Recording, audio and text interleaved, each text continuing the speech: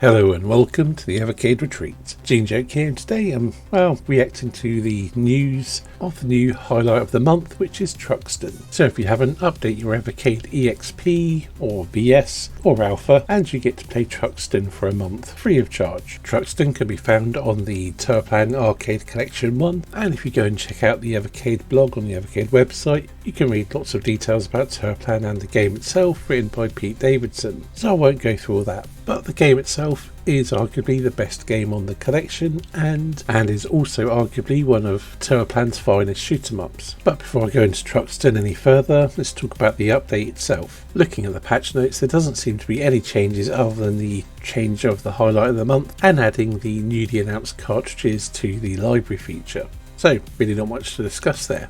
Back to Truxton. Now, I believe Truxton in Japan was known as Tatsujin, which is what the rights holders of the Tourplan games are also called. And if I recall correctly, Tatsujin means expert or something along those lines, because Truxton was designed to be very difficult and for expert players. There are three types of weapons: red, which is your laser beam, blue, which is a wide shot, and green, which is your rapid fire shot. The game also has a pretty iconic skull-shaped bomb which wipes out, it's a screen-clearing blast basically. Each of the weapons can be powered up, but if you lose a life then you're back to your base level. As I mentioned, the game is difficult. It uses a checkpoint system which is quite harsh, but the game really relies on you memorising the enemy patterns. Visually, it has some very nice crisp sprite work with a distinct sci-fi look to it, some decently looking enemy bosses, and also some fairly distinct stages. As usual from Tourplan, the sound is very good, with a soundtrack that's both memorable and also kind of motivational for the pace of the game. It really works in conjunction with the gameplay and the action to deliver what I think is a fantastic shoot 'em up experience. Sure, it is very difficult, but it is satisfying getting good at the game, and if you persevere you will be rewarded.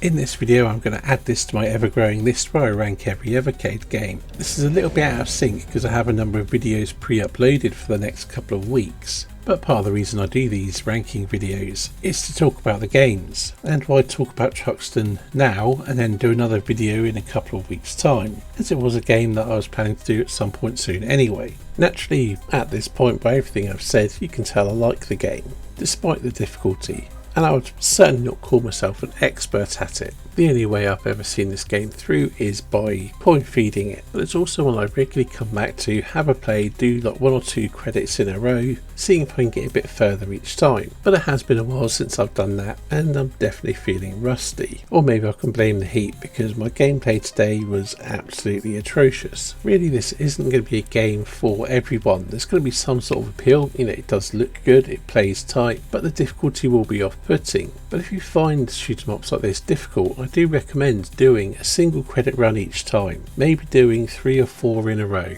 and really practice the game. And not everyone has the time to dedicate to getting good at these games, but if you do, give it a try. While coin feeding away through games does allow you to experience the whole thing, really you'll get the most out of it by practicing and learning the game properly. And doing so has really enhanced my enjoyment of shoot 'em ups as a whole, and my performance today aside has generally improved my shoot 'em up skills quite significantly. Anyway, to place this on my ranking list, I would place it just below Tomb Raider, which is pretty high up on my ranking. Well, it puts it just outside the top 5.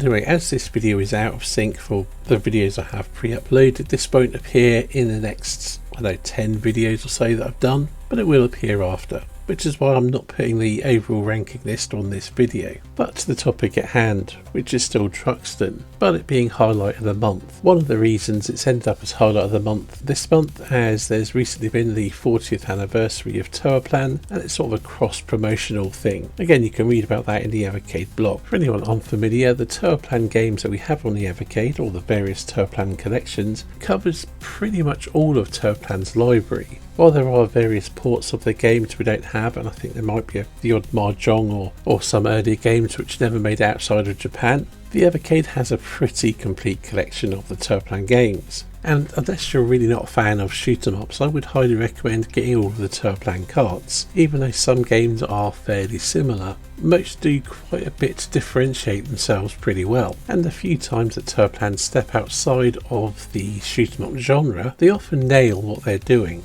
Snow Bros is a very good elimination platformer. Techie Packy is a fantastic block dropping puzzle game. Knuckle Bash is a pretty unique beat 'em up that's a bit different from most other games of the genre. Well, slightly different. It does have a very distinct feel. But if you've never played a tower plan shooter, or if you're a bit on the fence, it's a great opportunity to try one out. Anyway, that's it for this video. Hope you found it mildly amusing or entertaining in some shape or form. And thank you for watching, and I'll see you in the next one.